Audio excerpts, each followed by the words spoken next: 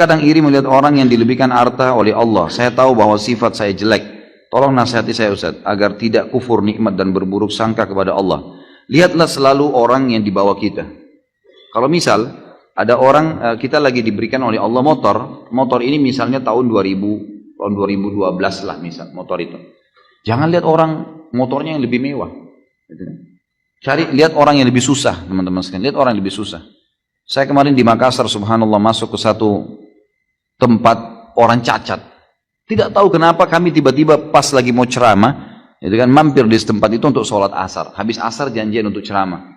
Pas masuk di sana, sholat duhur baru kemudian saya ceramah habis duhur. Pas masuk di situ ternyata itu lembaga pemerintah resmi untuk mengurus orang-orang cacat. Kami masuk di masjidnya, dari imamnya sampai makmumnya semuanya cacat. Subhanallah. Kayak Allah lagi peringatkan gitu. Kita turun, panitianya datang dengan mobil mewah, dijemput mobil mewah, lalu turun, subhanallah, sholat di situ. Begitu masuk di saf, saya sudah mulai lihat kiri kanan, subhanallah, imamnya cacat. Tubuhnya pendek, kemudian dia ada masalah di fisiknya. Orang di sebelah semua sholat ini orang cacat. Ada yang satu datang, subhanallah, masuk masjid sampai menggiling-gulingkan badannya untuk sholat gitu kan. Saya balik kiri kanan lalu saya mengatakan, subhanallah. Coba lihat ikhwani, bagaimana Allah sampaikan kita di masjid ini untuk memberikan peringatan kepada kita. Lihat ada orang yang susah, tapi mereka tetap semangat, hidup, mereka bekerja. Lihat nih, kalau kita mau lihat selalu orang-orang yang lebih hebat fisiknya daripada kita, lebih gagah, lebih cantik, lebih kaya, kita tidak akan pernah bersyukur. Lihat orang-orang yang begitu. Coba antum lewat, alhamdulillah di Indonesia cukup banyak. Kita bisa lihat orang yang tiap hari pungut gelas-gelas air mineral, bajunya kotor gitu kan. Ada banyak, tangannya kotor, hidupnya susah. Sampai ada yang jalan setengah mati gitu. Saya hampir setiap hari, tidak pernah tidak teman-teman sekalian. Setiap saya keluar dari rumah saya di Condet, menuju ke Kemang, menuju kemana-mana kalau lagi pengajian, pasti saya dapat. Tidak pernah kurang dari 3-4 orang miskin itu sudah pasti. Pasti orang susah. Kemudian saya sempat mampir, lihat mereka, tanya kabarnya bagaimana. Jadi biar saya tahu ini motor aja saya pakai sudah nikmat yang luar biasa. Alhamdulillah. Ada orang kesian, jalan kaki, sendalnya putus, tua. Antum masih pakai sendal baru, sendal bagus. Gitu. Selalu lihat orang yang di bawah. Itu nasihat yang paling luar biasa. Kata Nabi SAW, kalau kalian diberikan nikmat, lihat orang yang di bawah kalian. Karena kalian lihat orang yang di bawah kalian, karena kalian akan selalu bersyukur. Dan ulama mengatakan kalau mau ditambahkan, dilengkapkan hadis ini, bukan ditambahi hadisnya, tapi dilengkapkan dengan cara memahami kalau diberikan cobaan, lihat orang yang lebih berat. Misal kita lagi flu, lihat ada orang yang flu dan demam. Kita flu dan demam, ada orang flu, demam dan rematik. Kita flu, demam, rematik, ada orang stroke. Kita stroke, ada orang yang meninggal dunia. Ada orang yang lebih berat dari cobaan kita. Maka kita akan terus bisa menjalani kehidupan. Sudah sunnatullah. Subhanallah, orang susah lebih banyak daripada orang mampu, orang kaya itu.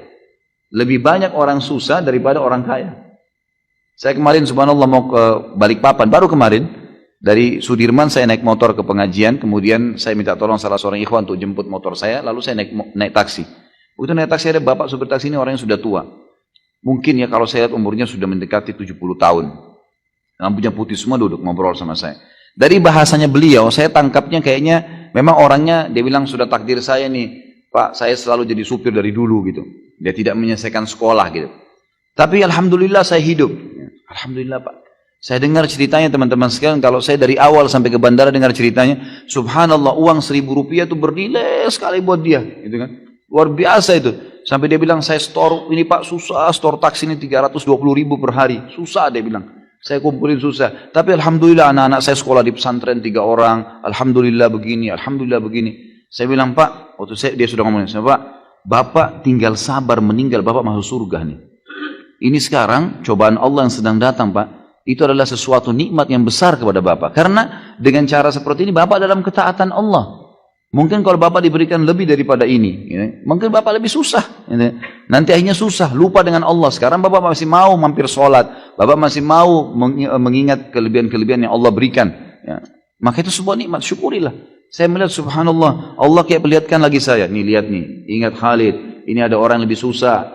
Saya bersyukur terus sepanjang jalan. Alhamdulillah Allah masih kasih saya bisa jalan, bisa normal, saya masih bisa punya pendapatan, masih bisa biaya keluarga, istri, anak saya. Alhamdulillah, dan berusaha dari rezeki halal. Jadi coba lihat orang yang lebih susah teman-teman. Banyak sekali gitu kan. Kita kalau masuk di gang-gang di Indonesia ini, saya berapa kali masuk di kampung Melayu, di beberapa gang. Jalan waktu itu ada mau azan, saya antar istri saya ke Hermina di rumah sakit waktu itu. Kemudian saya masuk cari mana masjidnya di sini. Oh di belakang, lewat gang-gang, masuk gang. Rumah-rumah orang berdempet-dempetan semua. Ada orang yang buat bapak-bapak lagi buat gorengan, jual gorengan di depan rumahnya. Saya lihat mungkin ya modalnya mungkin 70.000, 100.000 gitu kan modalnya. Kemudian dia jual di tangga-tangganya, datang beli, bayar 1.000, untung 100 rupiah, 200 rupiah. Seperti itulah. Dan hidup, orang-orang hidup. Azan mereka ke masjid, sholat. Dengan bahagia, pulang ke rumah, pakai sendal jepit. Masya Allah, enak hidupnya tuh. Gitu kan? Dan ingat teman-teman sekalian, kata Nabi SAW, bukan saya larang antum menjadi orang kaya. Kalau Allah lagi bukakan, alhamdulillah. Apalagi kalau bisa diikuti dengan ilmu. Tapi kata Nabi SAW, mayoritas penghuni surga adalah orang-orang miskin. Memang orang susah. Jadi kalau antum lagi dicoba dengan Allah Subhanahu Wa Taala, maka nikmatin cobaan itu, karena itu sebenarnya sesuatu yang terbaik buat kita. Dan ada beberapa poin-poin yang sudah saya sampaikan, tentunya bisa dihubungkan dengan apa yang saya sampaikan sekarang ini.